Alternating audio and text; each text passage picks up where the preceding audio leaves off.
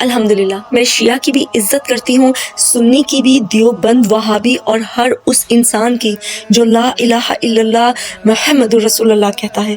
اور یہ کوئی جذباتی بات نہیں ہے، یہ دین کی سمجھ ہے، کیونکہ میرا رب ہمیں ہمارے ناموں سے نہیں بلکہ ہمارے دلوں اور نیتوں سے پہچانتا ہے، اور میرا دین مجھے یہ سکھاتا ہے کہ ایک مسلمان کی عزت کعبے سے بھی زیادہ محترم ہے۔ اسی لیے مولا کائنات مولا علی علیہ السلام کا یہ جملہ آج بھی دل کو جھنجھوڑ دیتا ہے کہ لوگ دو طرح کے ہوتے ہیں، یا دین میں تمہارے بھائی یا انسانیت میں تمہارے جیسے۔ ناظرین، جب یہ معیار سامنے ہو تو پھر ایک دوسرے کو رد کرنا، نفرت کے خانے بنانا اور فرقوں میں بٹنا کسی دین کی نمائندگی نہیں ہے۔ ہم سب کو اگر ایک منظر میں دکھایا جائے، مختلف لباس، مختلف انداز، مگر ایک ہی کلمہ، ایک ہی قبلہ، ایک ہی رب، تو یہی اصل امت کی تصویر بنتی ہے۔ اور اسی امت میں آیت اللہ خامنائی جیسے عظیم رہبر اور لیڈر پیدا ہوتے ہیں، جو کسی ایک فرقے کی نہیں بلکہ پورے اسلام کی بات کرتے ہیں۔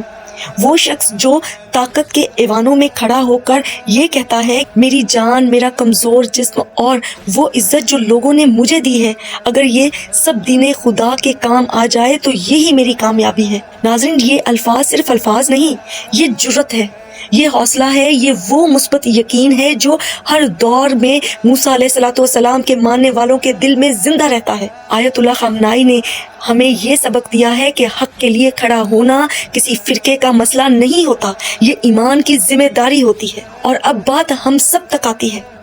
آج سب سے بڑی ضرورت فرقہ واریت کے خول سے باہر نکلنے کی ہے۔ کوئی ہاتھ باندھ کر نماز پڑھے یا چھوڑ کر، کوئی شلوار ٹخنوں سے اوپر رکھے یا بڑے بڑی پگڑیاں یا عمامے پہنے، ان ظاہری فرقوں سے اسلام نہ بڑا ہوتا ہے نہ چھوٹا۔ اسلام کمزور تب ہوتا ہے جب مسلمان ایک دوسرے سے کٹ جاتے ہیں۔ ناظرین، ذرا غور کیجئے، ہمارے دین کے دشمن نیتن یاہو اور ٹرمپ جیسے خبیث وہ آج ایک ہو چکے ہیں۔ انہوں نے اپنے اختلافات پیچھے چھوڑ دیے، اور ہم نے جنہیں رسول اللہ صلی اللہ علیہ وآلہ وسلم نے ایک امت بنایا، جنہیں قرآن مجید میں حکم دیا گیا کہ اللہ کی رسی کو سب مل کر مضبوطی سے تھام لو اور آپس میں بکھرو مت۔